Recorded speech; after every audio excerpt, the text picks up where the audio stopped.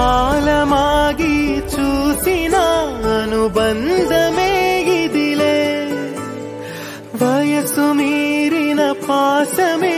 ఒక కావ్యమైనదిలే రేపలా